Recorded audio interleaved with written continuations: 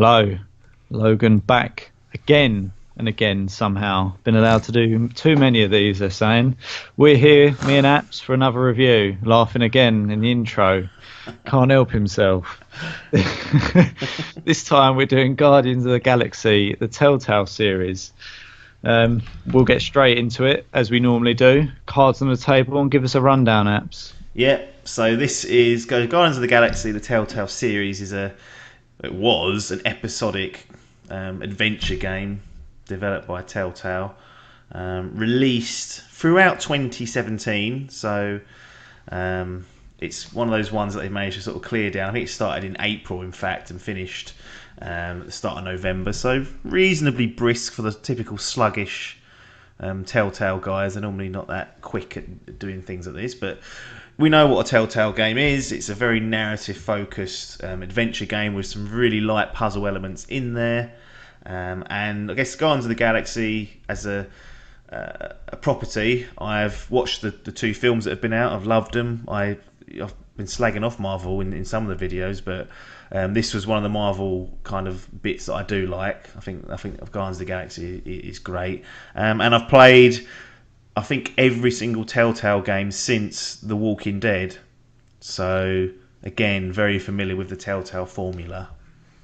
Yeah, I think we're both of the opinion that Guardians of the Galaxy kind of saves the Marvel franchise for us at the minute. Yeah, I think so. And for some reason in my head, I had like a Borderlands feel about this. I think that's where, in my head, the sort of game style should be. So I'd be interested to see where it goes. But tell us a little bit. Obviously, we've always got to be careful with Telltale because we can't just get into the story without releasing too many spoilers. But tell us what you can from a review basis without actually giving away the key elements.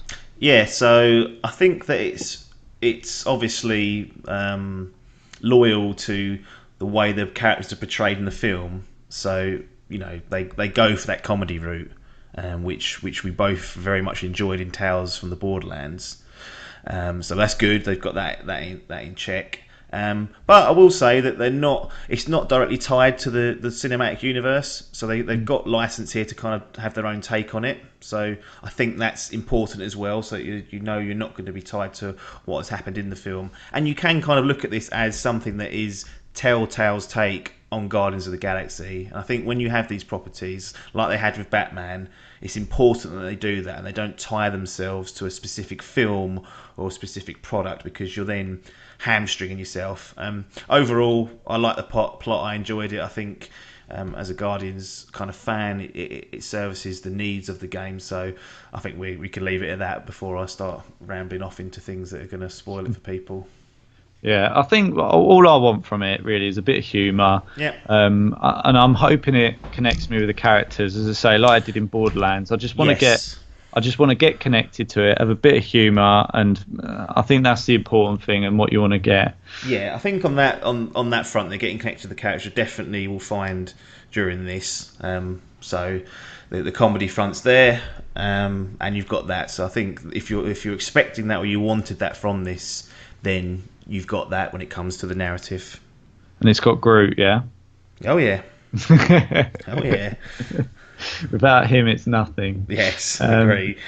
So, I mean, I presume all we've got really is a 5 episodic story mode. I think that's probably all we're looking at. Yeah, that is it. So in terms of the modes that you've got, that is what you're treated to. No challenge modes or anything of that.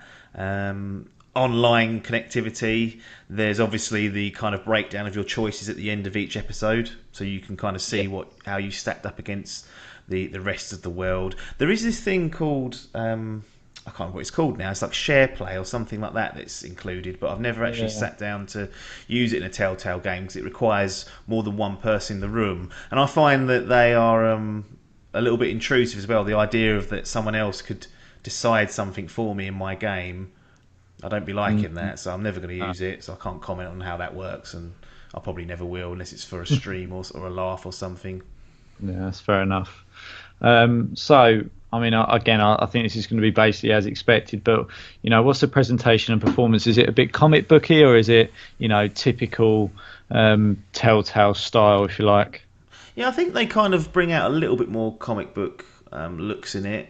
But if you're expecting a big revamped, smooth animated Telltale game, that's not what you've got here. You have the standard kind of wooden animations that are getting, dare I say, long in the tooth. I think I say it on nearly every review, but it does just enough to serve the purpose. What typically kind of sets the good Telltale games apart from the bad Telltale games is the performance, and the Yes. performance in this particular one is decent. It wasn't flawless. I did have a couple of animation glitches throughout the game that looked a bit strange during narrative moments, and I did have a bug in one of the episodes which meant I had to restart a particular checkpoint. So not great, but I've certainly had worse from the Telltale. Looking back at the first Batman series, my God, what a mess that was. So kind of accept this, that it was decent, but not fantastic. Does make me laugh how we kind of forgive Telltale for that. Like if some of the AAA games come out with some of the stuff that they had in, you go, right, how's that got through QC? But Yeah, it's a tough one because I feel like even in open world games, I let games off for doing things because you think, well, the scope of this game, there's bound to mm, be some shit that goes on. mm, And with Telltale, for some reason, I've not had it as bad as Batman. That pretty much crashed every single episode, which is like unforgivable. mm, But honestly, these were like two moments out of whatever it was, yeah, fucking like 10 hours of play. So I mm, don't think it's too much of a bigger deal. no, that's fair enough. So what do we get sound wise? Do we get some good soundtracks? Has it got some official Guardians of the Galaxy soundtracks in it? Some of the songs, or does it not really get involved with that? No, so it's got a decent soundtrack, sort of Mm, better than average for a video game soundtrack. We know the Guardians of the Galaxy films have terrific soundtrack. That's yeah. one of the kind of redeeming factors in it. So you kind of get the feel for that. Now you can tell they've had to skimp on some of the licensing money because some of them are covers. In fact, I think a lot of them are covers. Oh, But really? yeah, but you get the tune there, and it serves its purpose. Yeah. They've obviously had to cut back a little bit there, but it serves the purpose. It gets in there, and I think for a video game, it's got a very strong soundtrack. And then the voice acting, which is obviously important, I think generally Mm, is good as well. So, being a very heavily based story game, you need to make sure that everyone's on song, and I think the performances from the Guardians is pretty good, if not very good in some cases. oh, that's good. That's very good to hear. Mechanics and control, then, is it basically the same? You're sort of doing some bits where you're pottering around and.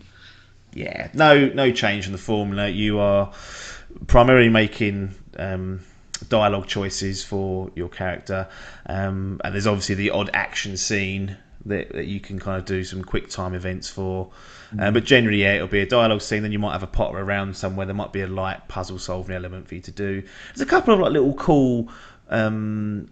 I guess Guardian specific things like Star Lord's, he's like jet boots. You can yeah. use them to go up a level or down a level in certain areas of it. So it's Mm, nice for them to implement something that is used throughout the films into the game a little bit and giving you like a little bit of variety in what you do.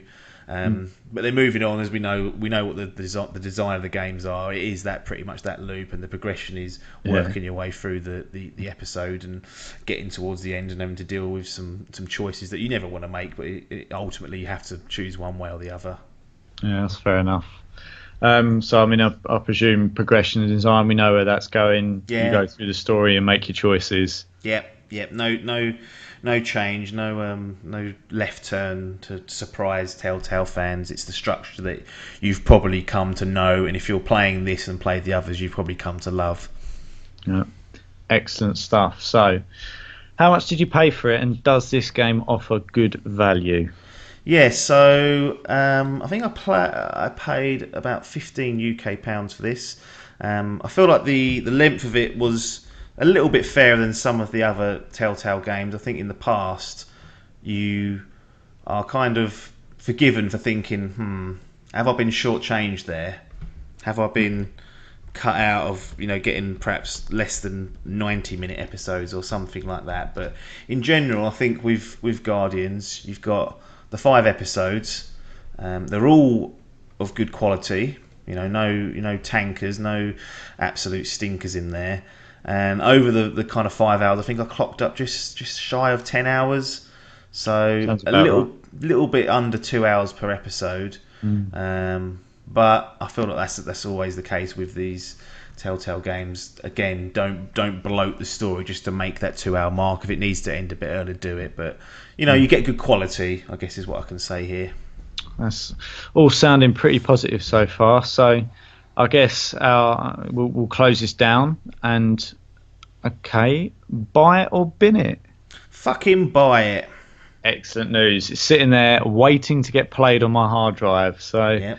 that is good, positive news for me. I love a good Telltale game. So it's back on form, would you say?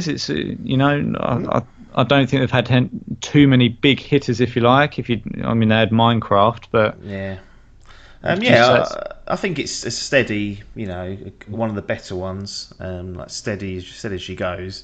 Not gonna probably blow your mind. Not gonna be the surprise package that Tales from the Borderlands was, and obviously not gonna be the breakout game that The Walking Dead was. But it fits the tone of the films that we've come to see in the last few years, and does well by them. Does good by the product and by Guardians of the Galaxy as a piece of entertainment. Stays faithful to that whilst also bringing in its own ideas and putting their own stamp of identity on it. Sounds good. So what is the Dimp official grading for Guardians of the Galaxy, the Telltale series? It's going to be Guardians of the Galaxy, the Telltale series gets a silver. A silver? Yeah. Pretty positive. I can deal with silvers. Yep. I mean, bronze is okay, but anything silver's always better. So, in the grand scheme of how things go, it's middle of the road, but good, excellent stuff. Anything else you want to add? No, if you're a fan of Telltale, as I always say, then you're going to enjoy it. And if you're a fan of Guardians of the Galaxy, I think you'll enjoy this as well. So, if you've got either two of those interests or both, ideally, you're going to have a good time with it. So, go and pick it up. There you go. Dimp review done. Thanks for your time, and ta-da. Thanos is here! Destroyer of worlds, big glowy gauntlet, wrinkly chin. Yeah, I've heard of him. Time to rock and roll.